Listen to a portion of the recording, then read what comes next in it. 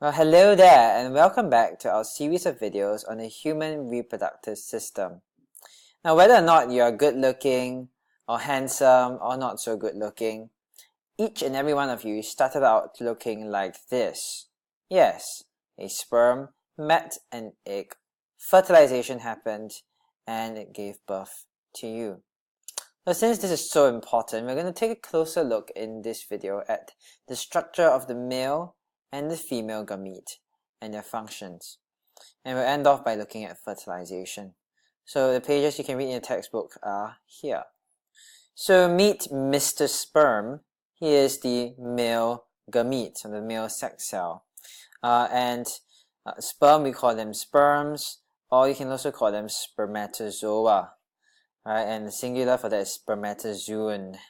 That is not really important, but if you see these words, you know that they refer to sperm. And sperm are produced throughout a man's life once he hits puberty. So even the old 60, 70-year-old man is still producing sperm. And that's why the oldest fathers on earth, if you read the Guinness Book of Records, whatever, can really be quite old. And this man here, I think he might be 80 or 90 years old, is the oldest father there is. He can still produce children because he still produces sperm, even at his old age. So let's take a look now at the structure of a sperm. Now the sperms are actually a kind of specialized cell. You can see the shape of it, it's very different from a typical animal cell, and that's because it's specialized for its function. And its function is just one thing, right? The mission of a sperm, the sole mission of it, is to move as quickly and efficiently to the egg as possible and to fertilize it. So the only mission for the sperm, fertilization. And let's see how the structure helps it do that. So the structure of the sperm can be divided into the head, middle piece, and tail. Now the tail can also be called the flagellum. That's the more scientific word for it. And the beating movement of this flagellum, beating, you can imagine it, beating up and down, is what allows sperm to move. Or another word for the ability to move is to be motile. Right? Or sperm, we say that they have motility.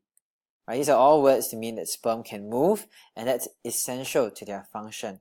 A sperm without a tail, a tailless sperm, is not able to carry out its function. Right, next, another important part of the sperm is the nucleus, which is found in the head of the sperm.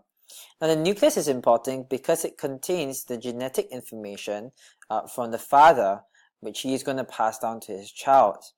And the nucleus contains a haploid number of chromosomes, which means one set of chromosomes. And it's very important. If the sperm didn't have a nucleus, then even if it made it all the way to the egg, it wouldn't have any genetic information to pass on. Now, if you take a look at the diagram here, you also see that sperm has cytoplasm and cell surface membrane like all other cells. Now next, you might have noticed in the head of the sperm this interesting part here. This is called the acrosome. And the acrosome is a part of the sperm that contains enzymes. Now these enzymes are there to break down the outer membrane of an egg so that the sperm can actually enter and penetrate the egg during fertilization. And finally, we have mitochondria, the energy powerhouse of the cell which produces energy through cellular respiration. And these are here in the middle piece, a large number of them in the middle piece, providing the energy for the sperm to move. Alright, so I hope you can see how all these parts of the sperm come together to allow the sperm to move efficiently to the egg to fertilize it. Now sperm don't have engines, they have mitochondria, flagellum, and of course the acrosome to help it penetrate the egg. Just a quick question for you guys to ponder before we move on to the egg. What is the pathway that sperm takes out of the body? So you just pause the video for a while, think of this question. So sperm are produced in the testis, and then what is the pathway that it takes? Alright, so I hope you've thought about it and you come to the kind of a rough answer that sperm move firstly from the testis to the epididymis, where it's stored temporarily, then into the sperm duct, and then out through the urethra. Alright, next we're going to look at the female gamete, which is the egg. Now another word for egg is ovum. The plural for that is ova. Now females are all born with about 70,000 eggs in their ovaries, but over their lifetime only about 500 of them mature. Because over your lifetime only one egg matures every menstrual cycle, so about only 500 will mature. So one is released every month, starting from puberty and all the way until menopause, which is about 45 to 55 years old. So women actually stop being able to have children at about 45 to 55 when they stop producing mature eggs from their ovaries. That's the difference between females and males there. Alright, so here's the structure of an egg. You can see it's a very large cell, one of the biggest animal cells there is. Again, the important part is the nucleus, which contains genetic information from the mother, haploid number of chromosomes. The cytoplasm, interestingly, may contain a small amount of yolk, which is a sort of a food storage for the embryo before it becomes attached fully to the mom. It needs to feed a bit of nutrients on this, obtain a bit of its nutrients from the yolk. And finally, we also have the cell surface membrane, and we have an outer membrane. So this outer membrane here is quite interesting in the egg. It has a certain function. Right? I think I hinted to it just now when talking about the sperm. So why is the outer membrane there? Well, interestingly, the outer membrane prevents what is called polyspermy. Polyspermy means when more than one sperm enters the egg, okay? So the egg itself has a mechanism to prevent more than one sperm from entering it. So the moment one sperm penetrates it, the outer membrane actually undergoes some chemical changes, becomes impenetrable to any more sperm. Right? So there's this certain function for it to prevent other sperm from coming in once fertilization has taken place. Okay, over to you now. I would like you to read your textbook. This is the page number. And I want you to draw a table to compare the male and female gametes. So you can compare their structure, their size, their shape. You can compare whether they can move. And you can also compare the numbers of them found in males and females, and also when, across what period of age are they produced. Okay, so pause the video here, go and have a read and do up a simple table to compare the gametes. Okay, so we've looked at the structure of reproductive systems, and we've also looked at the structure of the gametes. Now we're going to look very, very briefly at sex and fertilization. Okay, so in this part, we're just going to talk briefly about what is sexual intercourse, and what is fertilization, and what happens after that. Here are the textbook pages. Okay, sexual intercourse. Whoa, this picture is, a lot of people might go crazy looking at it. Oh, what's actually happening here? Here's a male, here's his penis, here's a female, here's her vagina. Penis is erect, penis enters vagina, and that is sexual intercourse. Right, when the penis ejaculates, semen will be deposited in the vagina, and some of the sperm will swim up into the uterus and eventually into the oviducts and fertilize any eggs. So that sexual intercourse, male penis becomes erect. How? Worth reading up on, interesting things there. You know, someone once asked me, does the penis have a bone inside? Yeah. So it has something to do with blood, alright? That's how the male penis becomes erect. Then penis enters vagina. Okay, this is called intercourse, or also called copulation.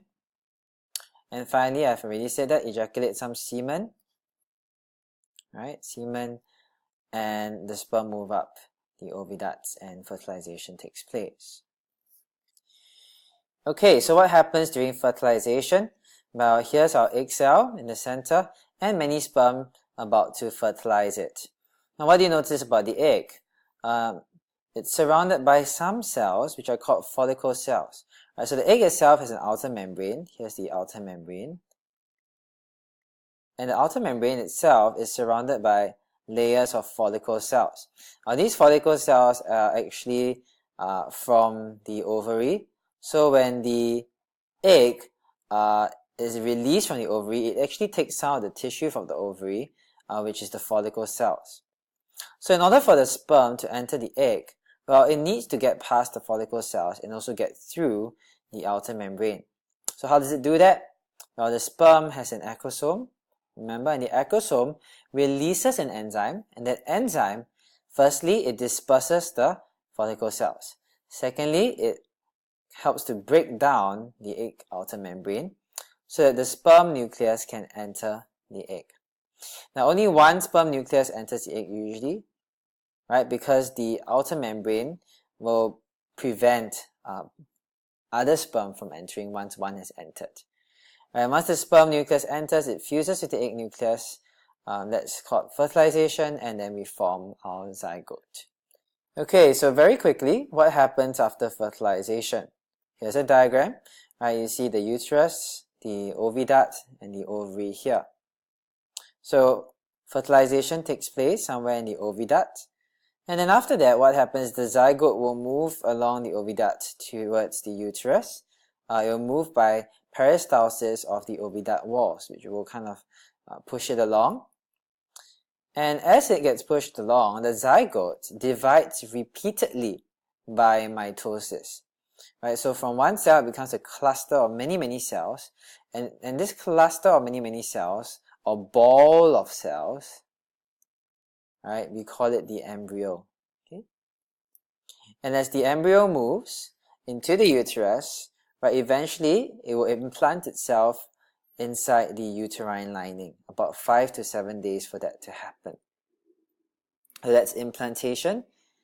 And then once the embryo implants itself, it will start to develop. And as it develops, eventually it develops into a fetus. So at what point do you call it a fetus? Well, at about 10 to 12 weeks, because that is when most of the major organs have been formed. Okay, so that's when we start calling it a fetus instead of an embryo. Alright, an interesting question to consider before we end off is, does fertilization require sexual intercourse? I'll think a bit about that, and we shall take a look at this more in our lesson as well.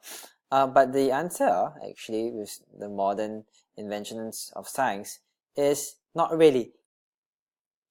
Alright, you might have heard of test-tube babies. It is possible to create fertilization outside of the human body. Alright, so we've reached the end of this video. Remember, the key objectives is that you need to be able to define fertilization and also to describe what happens, what are the key events that take place after fertilization. Alright, so we're done. I'll see you in the next video when we'll move on to puberty and the menstrual cycle. So I'll see you there.